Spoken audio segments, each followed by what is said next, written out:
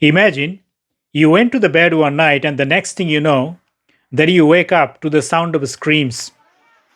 Your house had been set on fire at the dead of the night. You heard big shouts, screams, terrified voices of people, your loved ones, your family, and those who live around you, mostly your neighbors. And then you come to the grim realization that your daughter is missing.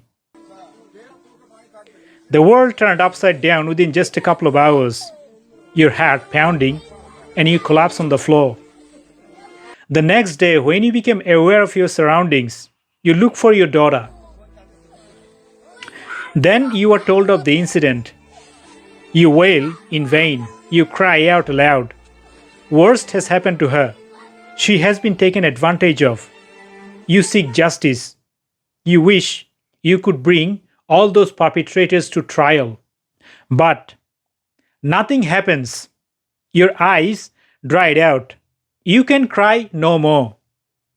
You wonder, what have you done wrong?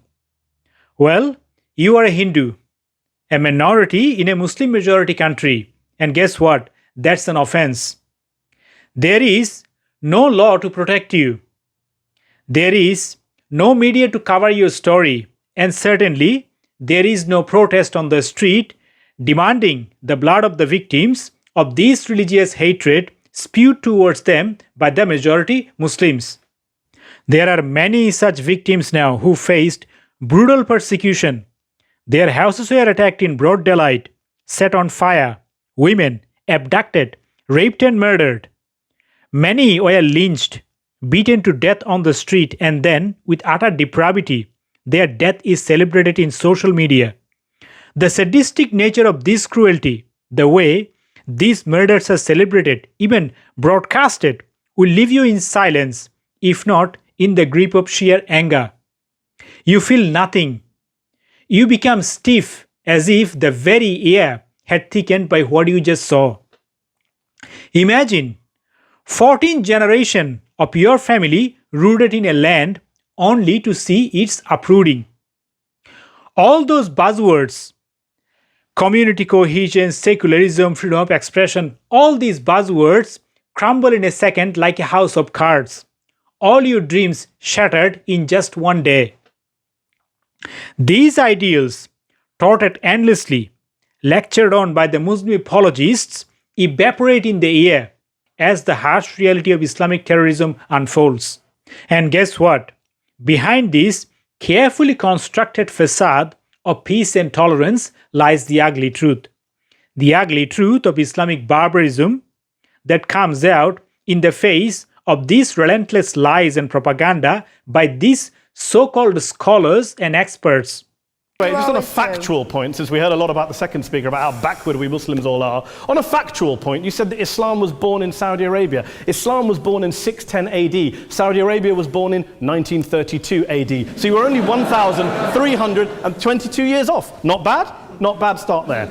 Talking of maths, by the way, a man named Al-Khawarizmi was one of the greatest mathematicians of all time, a Muslim, worked in the golden age of Islam.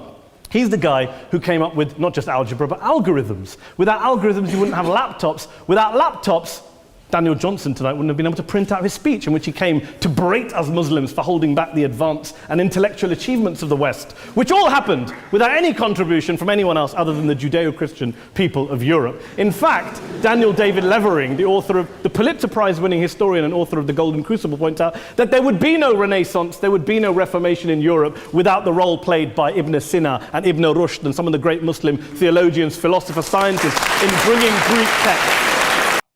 Right after a terrorist attack, some experts will come and tell you that, oh look, Islam has nothing to do with violence, and the media will join to cover it up. The police and the authority will be quick to remind us that this was all about mental illness.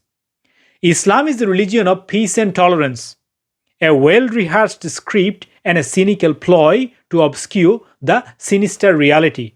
But when you live as a minority in a Muslim majority country where there is almost no minority in most of these 57 Muslim majority countries, where minorities are constantly silenced, no one questions, no one bothers to ask, Where is the human rights for the minorities in all of these countries?